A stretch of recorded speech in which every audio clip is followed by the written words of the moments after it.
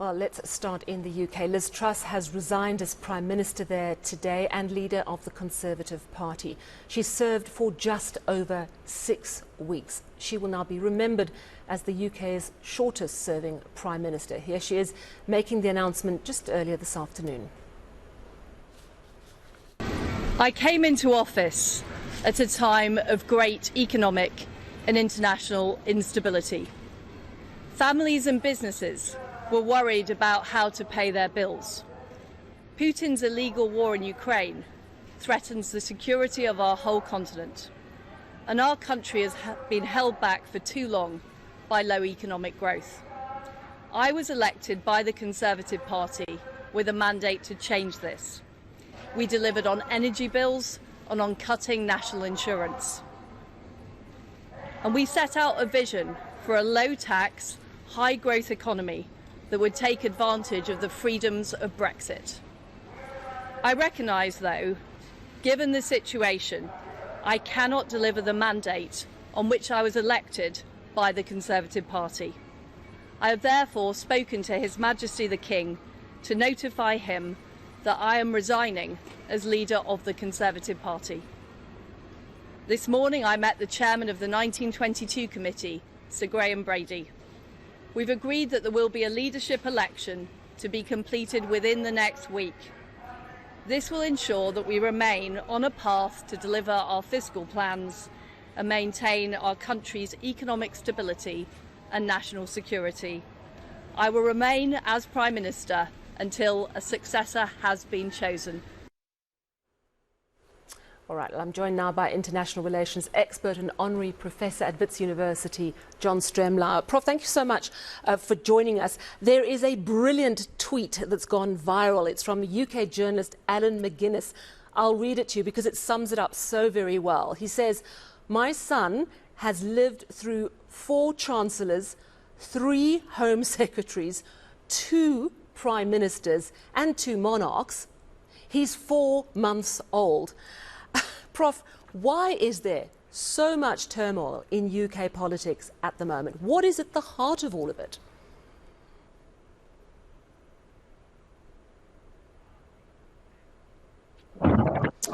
Prof Stremlau, I'm going to try you one more time. We've momentarily lost you. You seem to have frozen. Can you hear me? All right. I do know that we have huge storms around Johannesburg, and of course we've got stage 3 load shedding, so it's not really surprising that we have a problem with our connections. We will try and get back to Professor John Stremlau to discuss the dramatic developments that have happened in the United Kingdom. In fact, I believe he's joining us now. Prof, can you hear me? Yes, I can. We're back connected somehow. Yes, I'm very pleased. Despite load shedding, despite massive storms, let's proceed. I read you that tweet, which kind of sums it up of how much has changed in such a short space of time. What do you believe is at the heart of all this turmoil? Well, the heart of it is, I think, what the Prime Minister, ex-Prime Minister referred to, which is the Brexit decision barely a year and a half ago or so. It is unfortunate that there's been such chaos, but your tweet is brilliant, and this next appointee will be the 5th Prime Minister in 6 years. It's crazy. Why has Brexit caused so much division? Is it because even within the Tory party there was quite a strong split between those who wanted to remain in the EU and those who wanted to leave? Well, that's just it. It was a close vote. It was a crazy decision by then Prime Minister Cameron to have the referendum, which was, I think, on January 31st, February 1st, 2021. But in any case, it was just a terrible decision from my standpoint, because it weakens the European Union at a time which we didn't forecast then, when the invasion of Ukraine has occurred. And it was economically a very poor judgment for Great Britain, which has had all sorts of tumult since then, and the threat of Scottish succession, and the peace agreement with Ireland is at risk, and it goes on and on and on. So there's nothing good that can be said about Brexit, frankly, even though it appealed to conservative voters and sort of the Make America Great crowd in Britain. Of course, the one thing that Boris Johnson did achieve was he got Brexit done. So it's a done deal. So Keir Starmer, leader of the Labour Party, is calling for a general election right now. Obviously, they're way ahead in the polls of the Tories. But do you think a general election might bring some stability or just further chaos and uncertainty?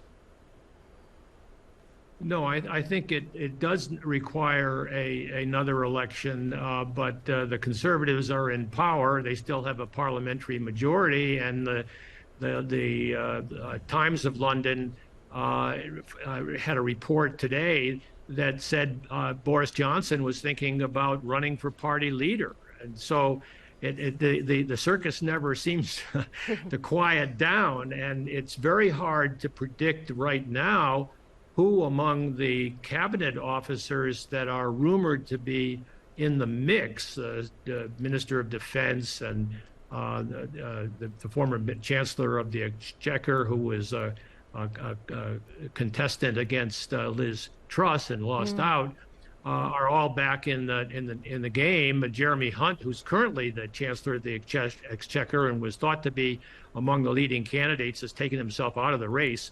So it's a little hard to figure out what's going to happen. Yeah, it really is. They're going to do it in a week, though. Yeah, so that's going to happen within the Conservative Party. But Keir Starmer, of course, he wants a snap general election, doesn't he? Well, of course, the Conservative Party is 200,000 members out of a country of 67 million and 45 million voters, and it doesn't take much imagination to think that this is a wholly unrepresentative choice. It was in the case of Liz Truss, and it will be in the case of her successor, even though Boris Johnson did receive quite a mandate that brought a parliamentary majority that they're still living with.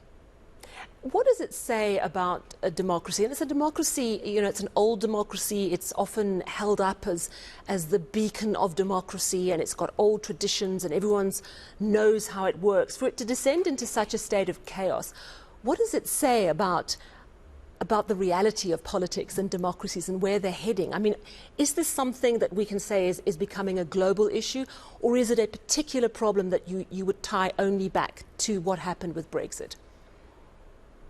Well, no, it is a particular problem, but part of a general trend of illiberalism, which has been building for 16 years, and makes all the more imperative the resilience of democracies and the role of civil society, and, by the way, of a vital free press. We don't have a free press in Russia. We don't have a free press in China. As the two prominent alternatives right now.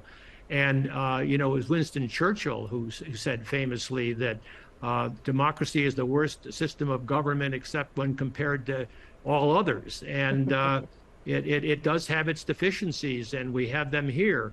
But at least we have a lively debate and a self-correcting mechanism. I just wish the British people well, as Joe Biden bid farewell to Liz Truss. He also said in his statement that the democracies have to stick together, particularly in countering an invasion of Ukraine.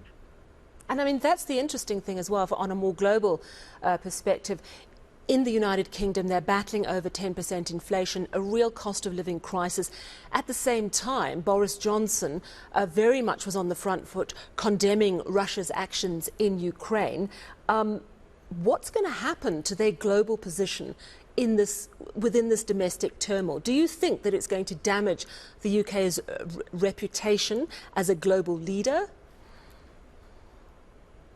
Well, the death of Queen Elizabeth was a reminder that she shepherded Great Britain through the loss of an empire and the ascendancy of the United States.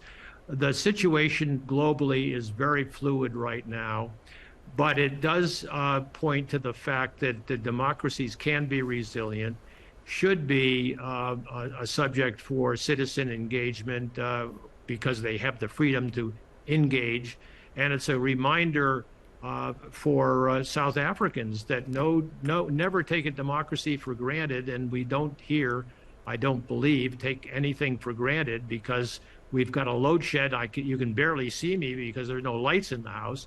And yet we'll persevere. I mean, we must.